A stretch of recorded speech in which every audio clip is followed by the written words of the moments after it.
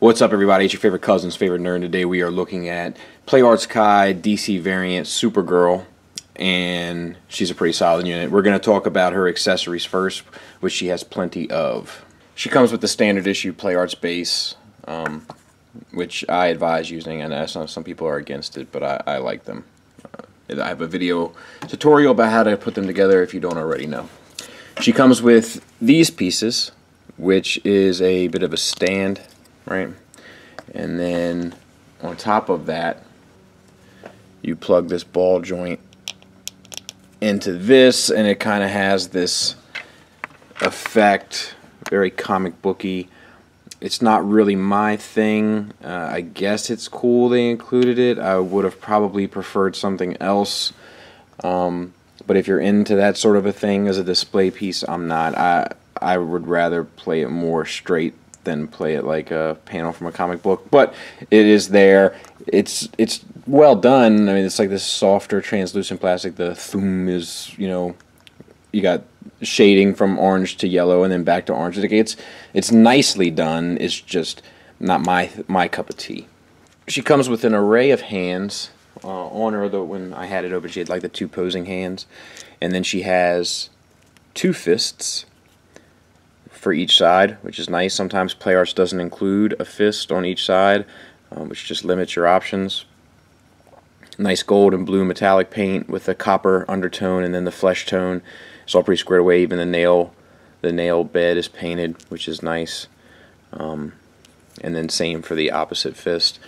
And then she has two different types of gripping hands, and we're going to talk about them a little bit more. But this one is like a proper gripping hand.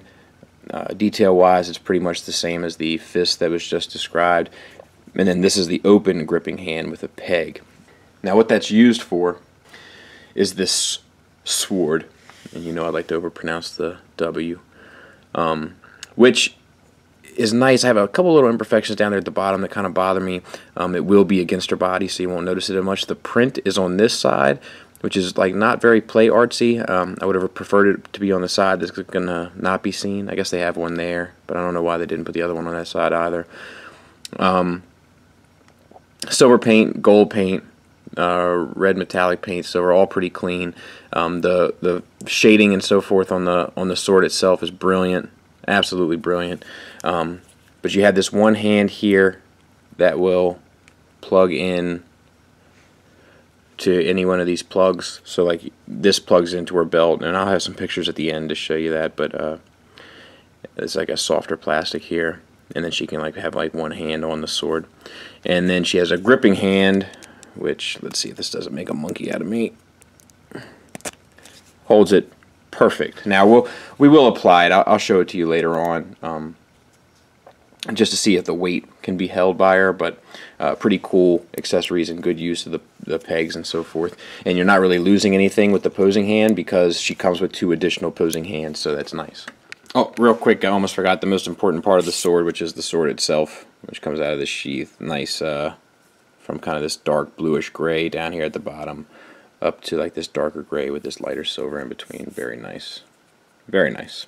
She also comes with this additional face, which is like the angry Supergirl face, red eyes, like she's letting loose some power. It is a little bit creepy on its own, but on the figure it's pretty cool. It's actually cool enough where I'm not sure which face I prefer, but my only complaint is that the mouth doesn't look like she's really screaming. It kind of just looks like it's open, relatively inappropriate, but whatever. Let's get to the figure. I almost forgot. She also comes with this alternate cape, which is like a velvet kind of a deal, and it comes with these two plugs in here, and it's got like this wire framing that goes around the seam. Some of you that watch my regular stuff might be thinking, well, this is what you've always wanted. Not quite. Not quite. I don't want this wire I mean, I understand that it makes it posable, but I don't want that. I don't want it to be posable. I want it to drape, and I want it to be a little bit more weighted down at the bottom. And that's what I'm looking for. But there's some problems with this cape, and we will go over that. So we'll start with the head, and she comes with these like the hair is all sculpted on, but one of the problems that I have is in the back you have these two ponytails here that are on these typical ball hinged joints, so you can pose them, but it's really hard to get any look that looks natural other than one look, so it's kind of a waste because like that doesn't look quite right. This waspa hair here is like constantly in motion behind her, so you kind of gotta have this one going with it, and then if you have that one going with it, well then, you know, what are you gonna do with, I don't know, I just don't like the way that that was done. You can get it in one cool pose, you know, or like, you know, a little like spectrum of cool poses that kind of go off to that side, but that's really the extent of it. So I'm not sure why they would have included all this articulation when it doesn't really help you really do anything with the figure. And moving on to the head, and I can show you how to pop that face off. So you see that's where it plugs in. You can also see right now there's a double ball peg in the top of the neck, and then there's the same type of joint down there in the bottom of the neck, getting you full range of motion. Here's the scary face for anybody who watches College Humor.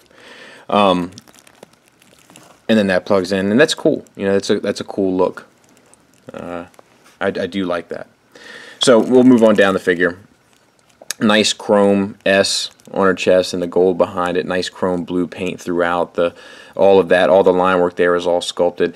I do have some, like a little bit of fudge, so to speak, there on her breast, but you know, it's not horrendous, but it is kind of sticking out to me. And we got some silver paint there, some gold paint down there, a little bit of blue bled over, but not much. The diaphragm is on I'm guessing it's on a ball joint, but because of the sculpt, it doesn't really give you any clearance, so it's pretty much just a swivel. So that's kind of unfortunate. This cape is a nightmare too. Let's go ahead and talk about that. So the cape plugs in up in there. In a typical Play Arts fashion, it has the drape over top. Now what's difficult is getting these two bits not to have the split in the middle, and I'm not sure if I've ever been able to do it. And then you have this part here that swivels over, which actually isn't too bad.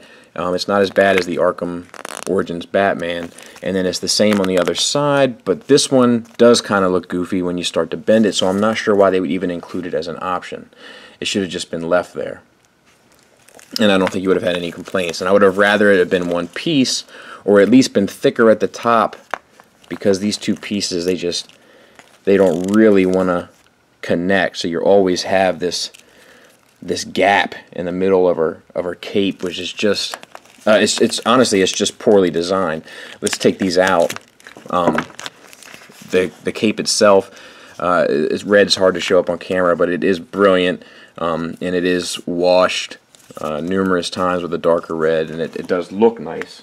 Now you can take this felt thing, and you kind of got to bunch up the wire in order to get these two pegs to fit in.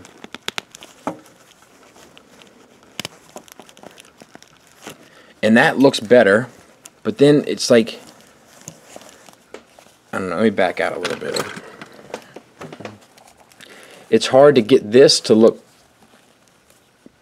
really cool because it doesn't go out far enough to either side, so it's like it doesn't do the job really. I guess if you had it blowing to one side, you know, like that could be cool. I guess you had to do it to the other side because it wouldn't have her hair blowing to one side and then her cape blowing to the other. But like that's not hateful. But you know, there's no way to just drop the cloak, the cape rather. And then even back here, this just, you know, that looks a mess. But anyway, we'll continue. We do have, let's see. I guess we're supposed to have a bit of a diaphragm joint, but that doesn't really seem to have a whole lot of clearance in there either. I can't I guess it's there. You get a little bit of side to side, but not much else. So posability wise, that kind of stinks. Shoulders, you got a nice butterfly joint on this swivel here, and then a ball hinged. I don't even think it's ratcheted shoulder. Nice blue paint there with the wash, and very nice. And then the bicep swivel, this top piece of armor is on there, so it stays fairly seamless, which is cool as well. Ratcheted hinged elbows that swivel at the top and the bottom technically, and then the same for the wrist. And then all this nice detailing in here with the gold and copper, which is actually really clean. Really quite clean. Moving on to the other side, it's identical. And you can see these posed hands. Her skirt is a softer floating piece, and as you can see, it's just floating on the figure itself.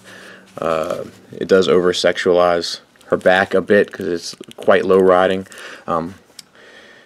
Speaking of the sexualization, like it's hard to ignore that with this figure, right?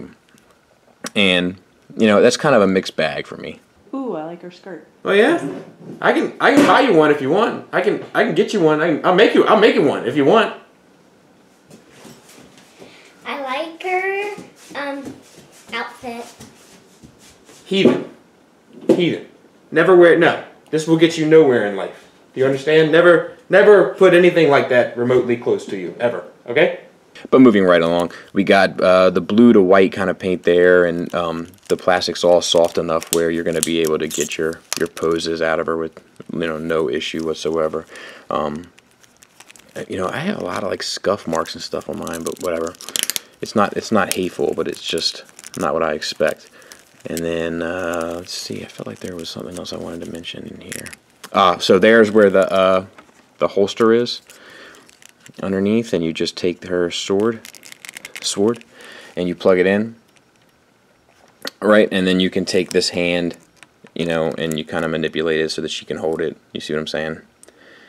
And that's pretty cool. Or you can put it in both hands and have her hold it that way. Either or will do. But that's a pretty cool look. I dig that. I wasn't going to display it this way. I think I actually will. Hips themselves are on ratcheted universals, getting you out to there, so that's pretty good. And then forward is no issue either. And it doesn't get you back a whole lot, but it gets you as far as I think you need. Double jointed knees, which is not PlayArt's best effort. I think they did what they could here to kind of break it up. But certainly not their best effort. You get the thigh swivel at the top, which is more anatomically correct, which I appreciate. Nice gold and red chromed paint there on the bottom, which is all like a nice, like glossy finish, which I really do like an awful lot. And then the same hinged ball joints that swivel at the top and the bottom for the feet. And you know, of course, because she's wearing these you know, super sexified high heels, there is some issues from time to time getting her to stand, but as you can see just now, with little to no effort, not using her cape at all, she stood like a champ. So there are some pretty significant issues here. Her hair is an issue. It's pretty limited in what you can and can't do with it. Her diaphragm is kind of not the most articulated either. You can't get much forward, can't get much back. You can just kind of get a swivel out of it at two ends. Her cape is pretty much a throwaway. You kind of just got to discombobulate it until you can make sense of it, and that's really the most disappointing part is that cape. That's the part that just eats me up alive, because neither the plastic one nor this cloth one kind of work well. They both kind of look sloppy. It's almost a matter of how can you hide it the most in order to make it look good, which you shouldn't have to do with a figure of this caliber. So she definitely has her issues, and I think her issues are heightened because you just don't expect it from this line. But with that being said, I mean, the truth is that her articulation is perfect, with the exception of her torso. The paint on this is spectacular. There's a few little imperfections, but it's possible that it could have happened in transport in the box. It's that type of thing. The attention to detail, the shading, the highlighting, the accessories overall are all nice, including the sword. And keep in mind, this is, you know, PlayArt's take, which is a, you know, an anime-ish type company anyway, and it's their take on these characters. So if you're not interested in the DCU characters being represented this way, then obviously you already know that you could check out of this line. I'm not a big anime guy, but I do think that their takes on them are pretty interesting, and I think that their female characters are usually better than their male characters, but this one is just not quite up to par. However, she's still the best Supergirl figure I've ever had, and if you're a Supergirl fan or a Superman fan or a DCU fan or a PlayArts fan or any of that bit of business, you gotta have her. She is going to be a nice added bonus to your collection. So, thanks for listening. Thanks for watching. Until next time, take care.